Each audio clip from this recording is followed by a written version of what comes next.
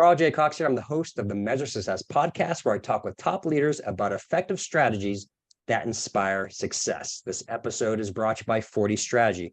40 Strategy is built to make strategy work for small to medium-sized businesses and organizations by designing world-class strategic plans, but more importantly, help keeping them accountable to actually get it done. Go to 40strategy.com to learn more.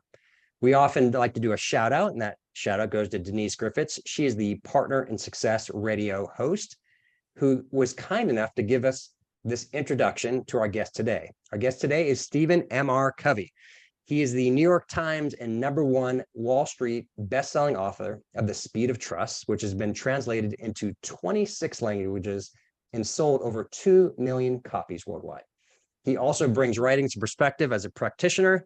He's the former president and CEO of the Covey Leadership Center, where he increased shareholder value by 67 times and grew the company to become the largest leadership development firm in the world. He has a Harvard MBA, and he co-founded and currently leads Franklin Covey's Global Speed of Trust practice. He's on numerous boards. He's been recognized as a Lifetime Achievement Award for top thought leaders in trust. And he is a highly sought after international speaker. He's been to 58 different countries, and I'm assuming and counting here, to business, government, military, education, healthcare, and NGO entities. Stephen, welcome to the Measure Success podcast. Hey, Carl, it's great to be with you. I'm really excited for our discussion today. Thank you. And I also appreciate Denise, as you mentioned, for putting us together. Honored to be with you. Absolutely. No, the honor is all mine. And I'm so excited to talk about your books and your leadership that you have done over the period of time. As I was sharing with you earlier, I just finished one of your latest releases, and it is a magnificent book. Which is Trust and Inspire. So let's first, I want you to share this because I think it's a big deal. How long did it take you to finish that book?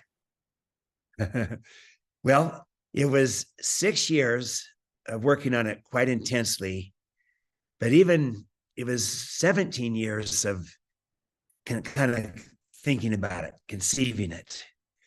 And so it was in 2005 when I would be doing some sessions with my father, Dr. Stephen R. Covey. He wrote The 7 Habits and the 8th Habit. He was presenting on the 8th habit, and he'd take about 3/4 of the day. I take about 1/4 of the day, talk about the speed of trust. And it was in that process that I began to come up with some of the contrasts, the comparisons between the different kind of leadership, the traditional model and the new model. And I ultimately came with a name of it, the traditional model being command and control, and the new model, where we needed to go, being trust and inspire. So I began to think about it as far back as 2005. And then I began to work in earnest on it around 2016 and spent the next 6 years really working hard to bring it about. And we launched it last year, and really pleased with the success of Trust and Inspire, and really how it's resonating with people, because it's describing the kind of leadership needed in a new world of work. So that's how it works for me. I can't crank out books fast. To me, it's a long process of thinking about it, working on it, testing it, trying it, coming back to it, and reformulating it and the like. But I feel really great about this. Oh, you should. It's truly an excellent book, and you can tell. That's why I asked you when we were prepping and talking about this. I can tell this was not something that was written in 90 days. This is something that's been years, right, of inspiration and testing it and validating it. You talked about that key thing right there, the difference between command and control leader versus a trust and inspire leader. So for our audience who has not heard of that concept beforehand, nor maybe they haven't read your book yet, just from a high level perspective, describe the difference between the two. Yeah. So here's a way of thinking about it. And again, as command and control, just think kind of the traditional model, the more top-down hierarchical type of model of leadership. And I'm just naming it command and control. And then trust and inspire is really, I think, describing where we're going, where we need to go as leaders, as teams, as organizations. And it's more aspirational, where we want to be. So command and control, you manage people and things, almost in a similar way. Trust and inspire, you manage things, but you lead people. See, we need good management. We need great management of things, of systems, of strategies, of the business, of the numbers, of inventories and schedules. You manage things, but you lead people. But sometimes we get so good at managing things that we start to manage people as if they were things. And if we do that in today's world, at some point, we're going to end up with no people and a lot of things because people have choices and options. So it's not either or. It's not, one is good and one is bad. They're both good. It's context. Manage things, lead people. In command and control, you can get compliance. That's a good thing. People will follow the rules.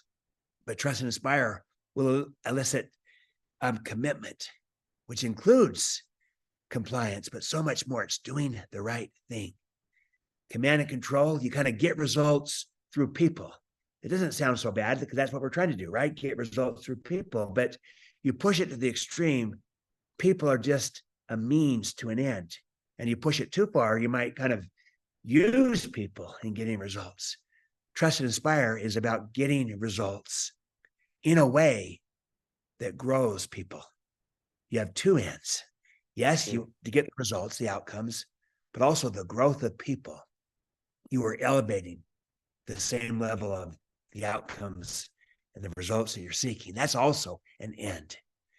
Command and control tends to be based upon more of a fixed mindset. So I might have a growth mindset for myself, but I have a fixed mindset towards many around me. So I try to contain them, control them. It's in the definition, right? Command and control. Whereas trust and inspire, I have a growth mindset, not only for myself, but for others, for those around me. So I try to unleash and release the potential, the capability, the talent that's inside of people. And maybe a last contrast, command and control tends to be about motivation. So it's external, extrinsic, outside of me. So heavy carrot and stick, rewards. Now, is there anything wrong with rewards inherently? No. Does it work? Sure. It motivates people to want to get more rewards. But you got to constantly put more external stimuli out there, more carrots and the like, or more sticks to move people, to motivate them. Whereas by contrast, trust and inspire operates on the premise of inspiration. It's internal, it's intrinsic, it's inside of people. You're trying to light the fire within. And that fire, once lit, can burn on for months, if not years, without the need for constant external stimuli. To inspire means to breathe life into. So trust and inspire breathes life into relationships, into teams, into cultures, whereas command and control often sucks the life out of. So it's really just a contrast of the kind of leadership that's needed today in this changing world where people have choices and options. And we have these younger generations and millennials and Gen Z that want to be engaged in a completely different way, where work itself is more collaborative than ever before. And where suddenly the workplace is changing too, where there's remote work and hybrid work and intentionally flexible work in a way that we didn't have just a few years ago. And so I believe that to continue to lead with a style of leadership of command and control in this new world today, that is like trying to play tennis with a golf club.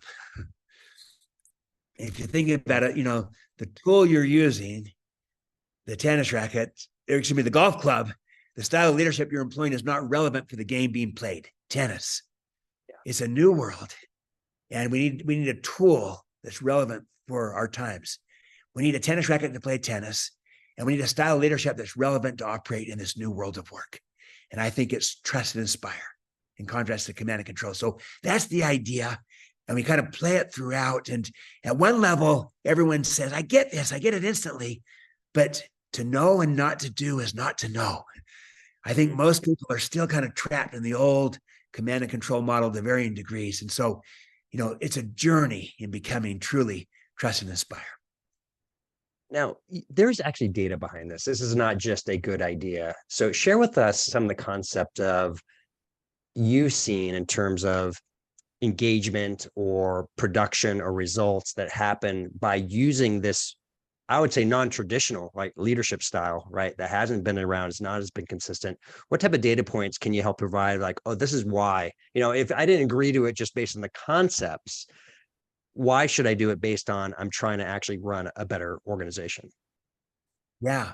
Well, just take the data on trust. You build a high trust culture. The data is quite compelling. That there's like about a 3 times multiplier to high trust cultures at getting better results for all stakeholders. And they move faster. There's lower cost. They have greater profitability, greater growth. And you see this shareholder value go up about 3 times. And you also see innovation in high trust culture go up about 11 times. So dramatic improvement. And so they perform better when there's high trust. When you add now inspiration on top of the trust, you go to an even another level. And there's a recent study from Bain and Company that shows that employees who are inspired are 125% more productive than merely satisfied employees. Wow. And we might expect that because satisfaction is not a high bar, right? But listen to this. Not only are they 125% more productive than satisfied employees, they're also even 56% more productive than engaged employees. And we've been focused on engagement for 20 years as the holy grail. And it's still great to go to engagement, but there's something beyond engagement. Inspiration is the new engagement, or the next frontier of engagement, or the highest manifestation of engagement. And there's another level of productivity when people feel inspired. And also, I would say, not only will they perform better, they'll be happier. You'll have greater well-being, energy, joy of your people. So, you get better production and you get a happier team and culture. And what an opportunity that is to move from engagement to inspiration. And that's where we're trying to go, a high trust culture that inspires. I call it trust and inspire. So that's a compelling reason. And now you have somebody who's listening and saying, well, Stephen, that's wonderful, but I only know how to manage one way. I've been taught how to do this traditional command and control. This is how I was taught in business school, how to run things this way. I've successfully, quote unquote, run my business and has grown at 5x over the past 15 years. Why do I have to change? And can I change? Yeah, 2 great questions. And so, well, let's take the first one. Why do I have to? Well, I'd say this. Again, play this out over time. And how effective is the old model, the traditional model, going to be as you're working increasingly with Gen Z and millennials that have a completely different expectations of how they want to be engaged? How's it going to be in terms of winning that war for talent, attracting and retaining the best people when they have far more choices and options today because of all the new combinations of hybrid and remote and possibilities that they can live here, work there, that maybe they didn't have before? Are you going to attract and retain people, win that war for talent? How are you going to innovate and collaborate in a disruptive world in the old model of leadership that tends to be far less innovative and collaborative for people? And because it's more traditional and top down and less of a partnering, a with approach that brings out the best in people. And how are we going to tap into the talent that's inside of people if we don't see it and communicate it to people and develop it and even unleash it, give people the opportunity? See, so maybe, if I could paraphrase my friend Marshall Goldsmith, what got us here won't get us there. And the style of leadership that maybe has worked to get us to where we are today is probably going to be increasingly less and less relevant in working to where we need to go tomorrow in this new world of work. And so I'm not denigrating where we are to where we've got today. I'm just saying that it's going to be less and less effective to take us to where we need to go tomorrow. with all these forces of change that have been introduced into our workplace and our workforce. And so I think Trust and Inspire is going to keep us far more relevant, far more collaborative, far more innovative, and to help us win that war for talent in a different and kind way than Trust and Inspire ever can or will. You can't command and control your way to a high trust culture that inspires. And you can't command and control your way to collaboration and innovation. And those are two epic imperatives that we need today to win in the workplace with our own people, to win in the marketplace with customers and partners. And Trust and Inspire will help us do it better going forward. So that's why. And, and I acknowledge that maybe at, different businesses, there might be different pain points, but this is where leadership is going increasingly. Now, let me take the second question on, can you change? Absolutely. We are programmers. We're not programs. So we can write a new program. We are not our style. Maybe we've been traditional command and control. That doesn't define us. We have the ability to rescript, to redesign, to create the way we want to be. We're proactive and we can write the new script of the kind of leadership that's needed going forward and become, transition from maybe a traditional authoritarian command and control leader to one that's a Trust and Inspire leader that sees the potential, the greatness inside of people and is working to unleash it, all the while still achieving results. And so that's maybe the most exciting thing is that we are not our style. We can choose our style. We can rescript our style. And there's a lot of people that have done it, from Andy Pearson, the former CEO of PepsiCo that was called the toughest boss in America, one of the toughest bosses in America, who completely, was very kind of authoritarian command and control. And then he reinvented himself after a stint at Harvard Business School, comes back, works with David Novak at Yum Brands, and he becomes a Trust and Inspire leader because he is not his style and he could stay relevant with a changing world. And there's others that could do this, that have done it.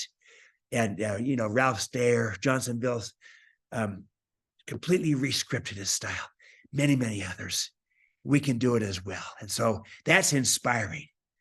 And, so what got us here won't get us there. We can become the kind of leader that'll be relevant in a new and changing world.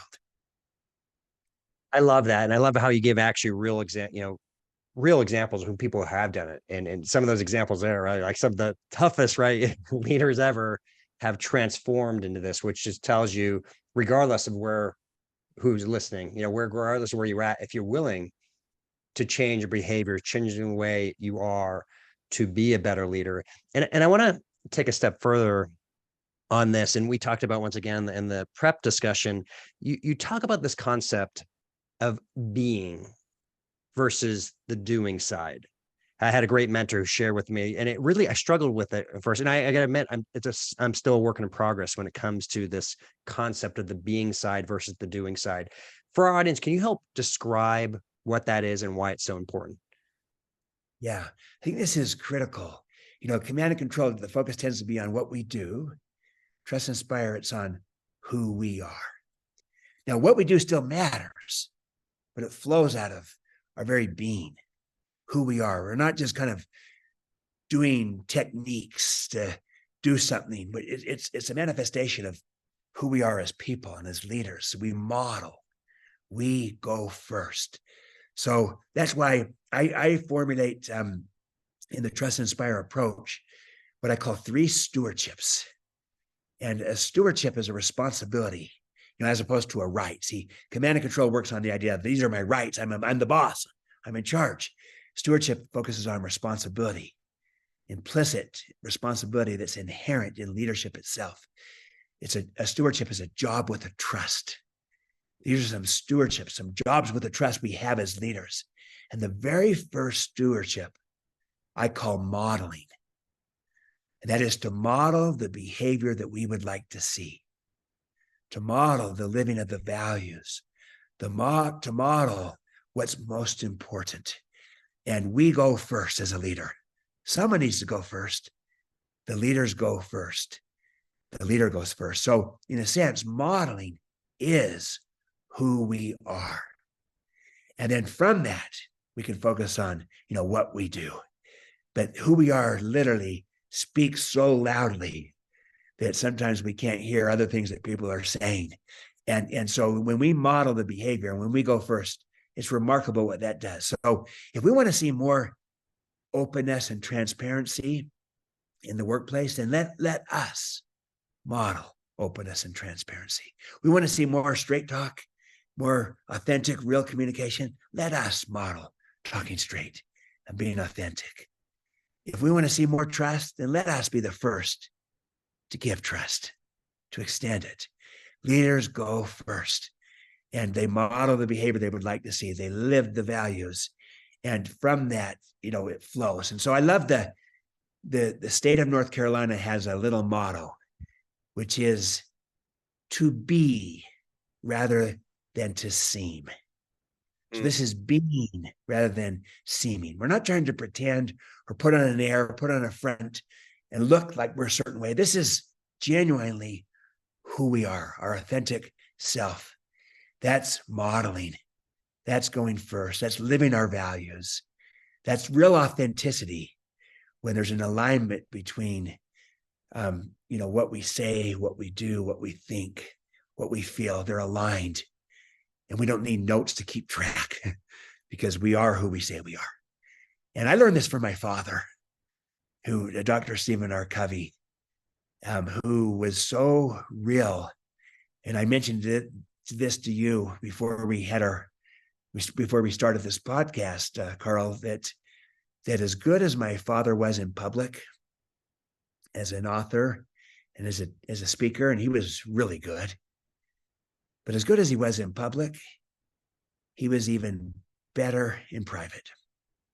As a husband to my mother, as a father to us kids, in terms of how he treated everyone, including the person that couldn't really do anything for him. He treated them with the same respect as he treated the CEO of the company. And he modeled, he was who he said he was. And I learned that, I experienced that. I saw that was the source of his power, was his genuine integrity. And that's part of why this modeling is so vital. And it's not something you can just kind of assume or stipulate. We need to lead out and go first as a model.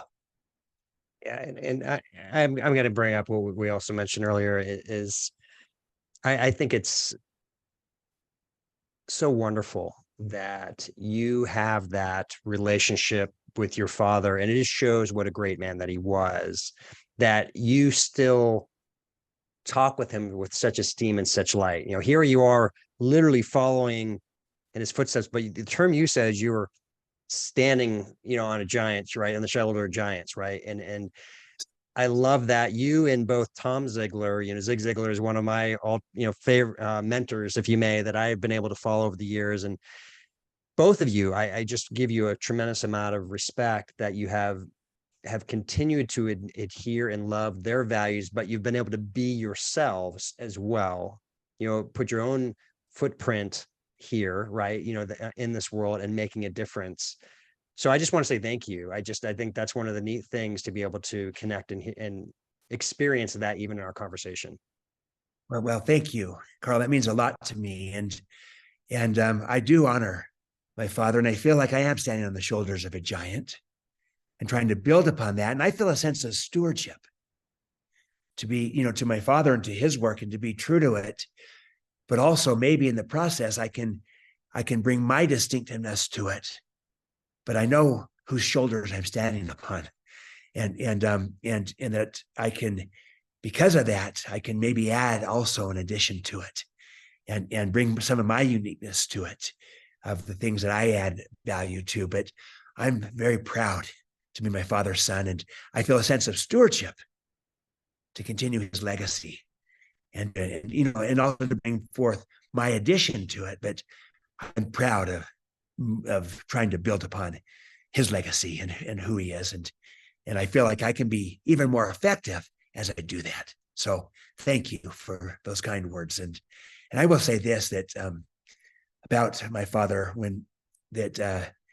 as good as my father was, in public as a speaker and as an author, and he was very good. But as good as he was in public, he was even better in private. As a husband to my mother, as a father to us kids, he was who you thought he was. He had real integrity. And I learned from that. And I saw that's the source of his power. In a sense, that's the modeling I'm talking about. And the modeling is the very first stewardship of a trust and inspire leader. They model the behavior that they'd like to see. They go first. Someone needs to go first. Leaders go first. And I learned that from my father. He modeled the behavior. He treated everyone with such respect. And everyone, not just the CEO, but the janitor, the AV person that was helping him. He treated them with enormous respect. And I learned that that's what truly great leaders do. They model the behavior that they would like to see. They go first. Leaders go first. I learned that from my father. Well, to me, I ask a couple questions, and maybe it's unfair to answer it and a little bit out of the sake of time, but one of the things, the habits that you have done is you clearly have tried to model, right? And you've modeled behavior in terms of also your father, but also in your own. I am curious though to ask a little bit further. What type of habits do you do consistently to continue being who you want to be? Yes. Well, I try to come back time and again to my values, to become clear about who I am and what I'm about. And that's really this, I call this the stewardships of a trust and inspire leader. A stewardship is a job with a trust. These are responsibilities we have. And the very first one is modeling. To model, that means that we are who we say we are. And we're true to the values that we have. If we have values, we try to live up to those values. And we come back to that. And because that's modeling, is that, we are who we say we are, and we're authentic. Authenticity is being real with we say this and we do this. We're aligned. And so I come back to that, and I feel a sense of responsibility and stewardship, if you will, to be authentic and to be genuine. And I learned this from my father, and I've seen it from others as well. And when there's an alignment with what we believe and what we do, what we say and what we do, they're aligned. And that's real authenticity. And from that, there's a power that comes from that, a genuineness, and not just a genuineness, but truly a power that comes from being real, being authentic. And again, I learned that from my father, and I've seen it in others. And I find there's a great power of leadership that comes from, being who we say that we are. We are who we say we are. And there's a power that comes from that. And we go first as a leader. And someone needs to go first. Leaders go first. And from that, there's a great power. And then I think you start with modeling. Then we move to trusting, where we then extend the trust to people, and we believe in them. We see the potential in them, the greatness. We give them a trust, an extension of trust, and we help them live up to that trust being given. And they reciprocate the trust back and become a beautiful, virtuous upward spiral, where we're not only trustworthy, that's the modeling, but we're trusting as leaders, and we believe in others, and we help them come to believe in themselves. And they rise, they live up to the trust being given, and they return it right back to you. So we model, we trust, and then I think, so trusting is the second stewardship. The first stewardship is to model. The second stewardship is to extend trust, to be trusting. And the third stewardship is to inspire.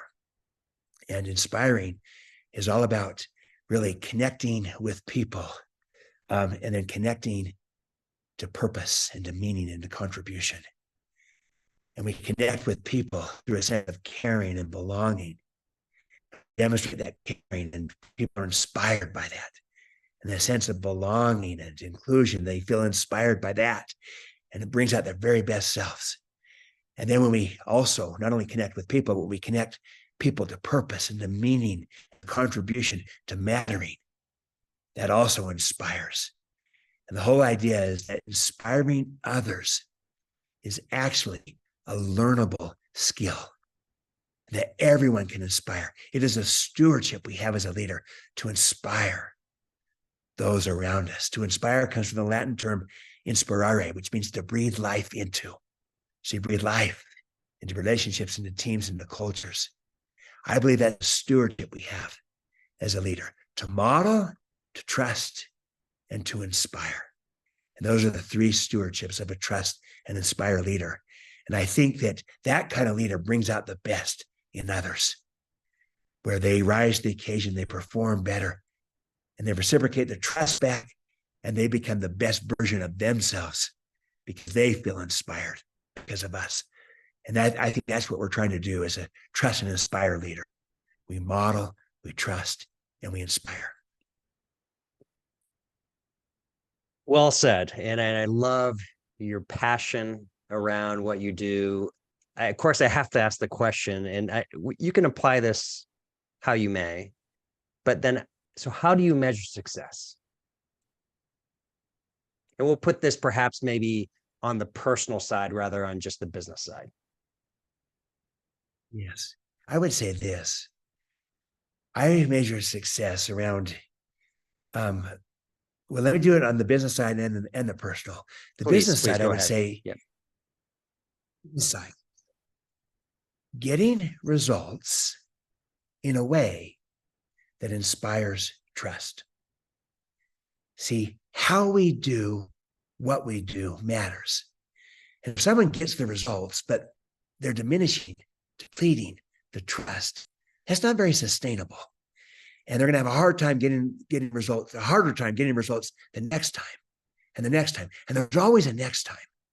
So we need to perform. We need to get results. Results matter. They matter enormously. You know, you work heavily in strategy and execution. You got to perform. You got to deliver. But how you do what you do matters as well. So if we can get results in a way that inspires trust, that builds the team, that builds the culture, that builds the relationship, then your ability to get results in the future has just gone up.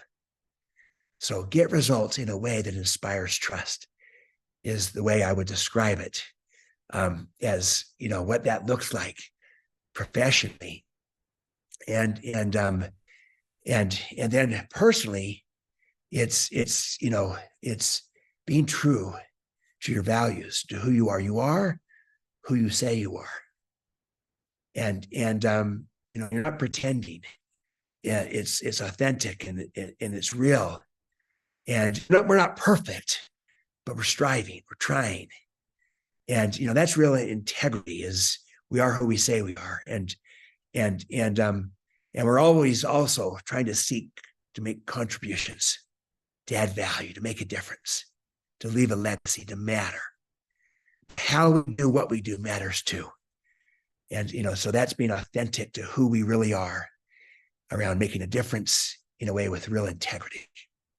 And again, my model of this was my father, but there's many, many other models out there that model this, you know, that get results in a way that inspires trust and they're their best version of themselves.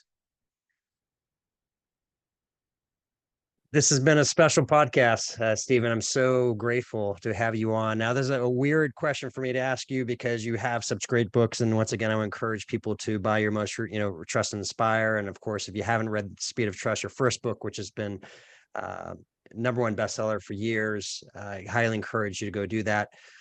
What is a book that inspired you, or you've read perhaps maybe a long time ago or recently, that you think, you know, after of course they read your book, I half joking there. What is a book that really inspired you that you would like to share with others?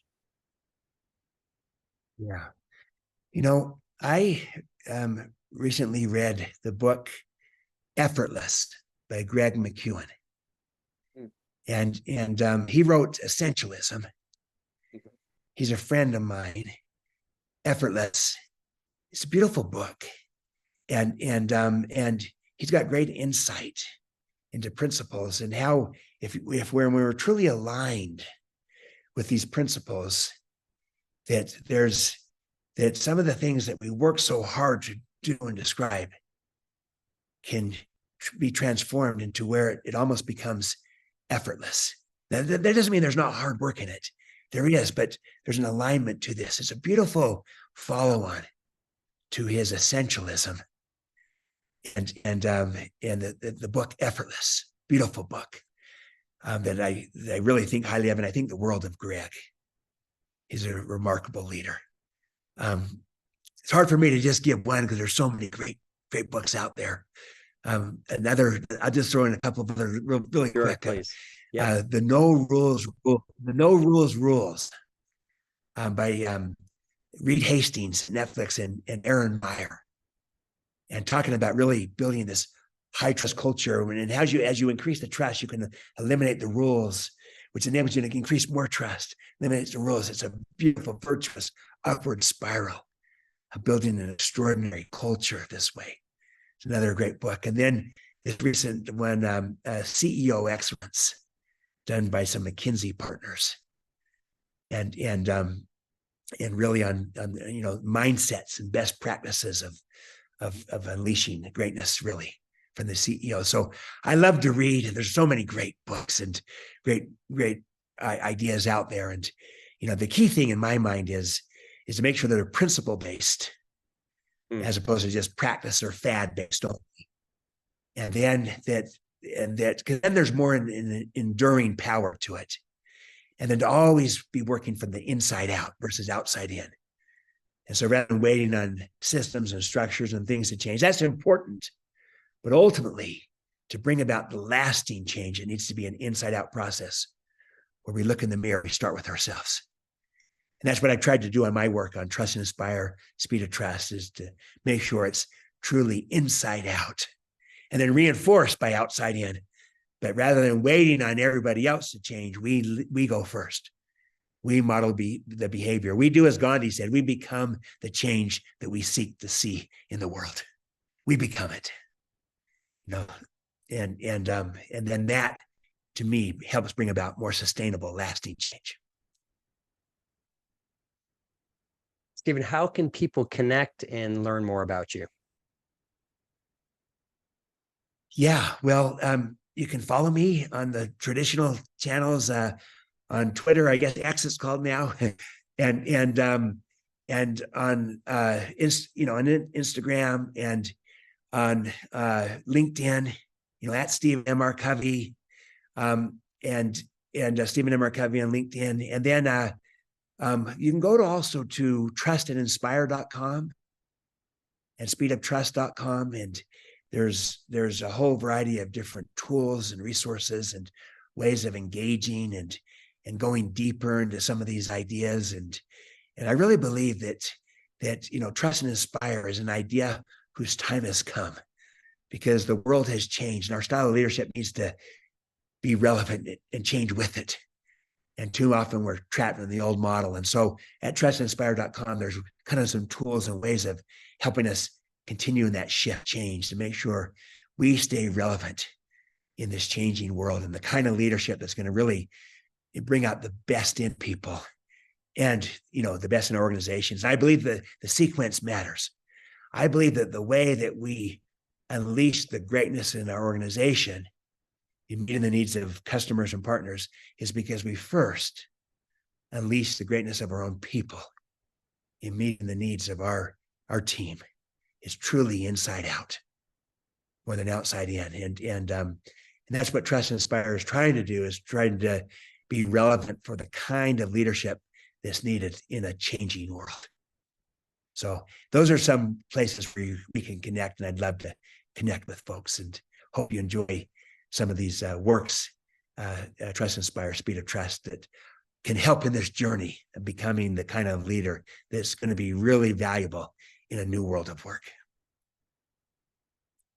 Stephen, it has been an absolute pleasure to have you on the Marriage Success podcast. You're on location up in Big Sky Country, and I'm so glad we were able to get this through with band issues and bandwidth issues and all. But this has been absolutely fantastic, and I'm just feel very grateful once again that you've taken the time to talk with us and to share with our audience.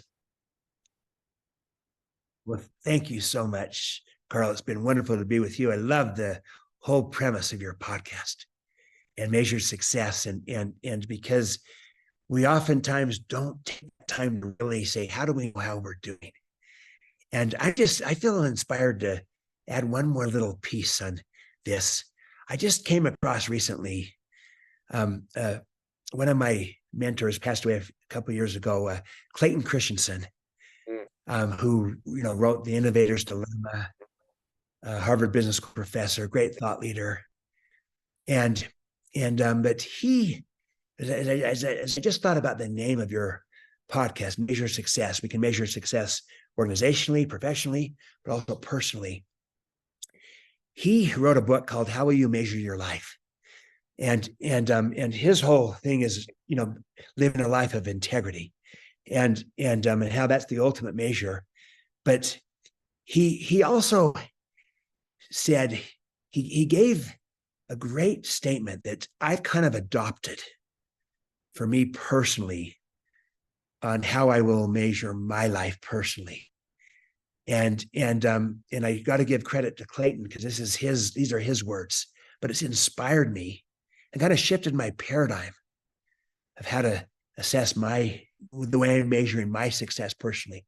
And here's what Clayton said. He said, the only metrics by which I will measure my life will be around how many people I have been able to help one by one. Mm. And here's this. He's named the number one business thinker in the world by, I forget who it was, some strategy magazine, and best business thinker in the world, Andy Grove's mentor, all these, this great thing. And yet he's saying the only measure by which I will measure, the only metric by which I will measure success is by how many people I've been able to impact, to help one by one. And that was a paradigm shift for me as I work with others. Sometimes I used to think, people would ask for things and I say, I got all these favors I got to do. And I had a transactional mindset too often around helping and serving, and became true transactional. And as I pondered on Clayton's approach, that this is the metric of truly trying to help people one by one, it produced a paradigm shift to me where I suddenly started not seeing this as a favor, but an opportunity to serve and to bless someone else's life one by one. And so I've adapted my own motto for it, my own mantra. And it's what I try to do with every podcast, any presentation I give, to make sure my mindset is right around my motive. And it's simply this: seek to bless, not to impress. Mm. Seek to bless, not to impress. What it does for me is it tries to get my heart right. And so what's my motive here? If I'm trying to impress people by showing my knowledge or insight or something, then that's not the right motive. What's my motive? Is it to bless people? Is it to help people, hopefully one by one? And so it's become a mantra for me before any speech, for any consulting engagement, for any podcast: seek to bless, not to impress. And it's really being influenced by Clayton's idea that the only metrics by which I will measure my success is by how many people I've been able to help one person at a time. So those are just some thoughts that I think about your beautiful podcast of Measure Success, because it's really saying, how do we measure success? There's a variety of different measures. And this is most at the personal level now. There's, organizational measures of success, which might be a little different, and we're measuring trying to have success with all stakeholders or what have you. But this is more of a personal measure that I've adopted, and my mantra for me has become seek to bless, not to impress, as my personal measure of success. That was one of the best additions and add-ons I've ever had at the end of a podcast. So thank you for adding that additional definition. And I think that is true of both those pieces in terms of impact, really understanding true impact, and then secondly, doing it for the right reasons and why. And I think that both those things you just shared, I think are just really powerful and help us once again to get a bigger picture. What is this whole meaning of everything we're doing, right? And how we really trying to make a difference as we have this short, finite time here on Earth to help make a difference. And I think what you said was extraordinary. Yeah, it's one of the mindsets of a trust inspired leader is to put service above self-interest. And the irony is in the process, self-interest is served. But put service above self-interest. Seek to bless, not to impress. Thanks, Well, Carl. Stephen, It's yeah, great to do this. Yeah, forgive me. Yeah, and thank you so much. Yeah, absolute pleasure to have you on. And just thank you for the additional insights. I'll leave any other additional thoughts before we head off here. No, I appreciate this opportunity. Love the work that you're doing and the impact you're having on organizations, in the strategy field, but also on individuals, on people, on leaders, one leader at a time. And back to this idea of Clayton Christensen. So continued success on the journey that you're on and the impact that you're having with measured success and everything else that you're doing at 40 Strategy. Yeah, absolutely. Thank you so much. Been an absolute pleasure. And I have to say to everyone listening, once again, I hope you've really enjoyed. This has been something I won't forget, this podcast of all the ones that were recorded. Can't wait to share that when we get to release it. But we like to always say to everyone, we're wishing you the absolute best at measuring your success. And we hope you have an absolutely great day. Take care. Bye, everyone.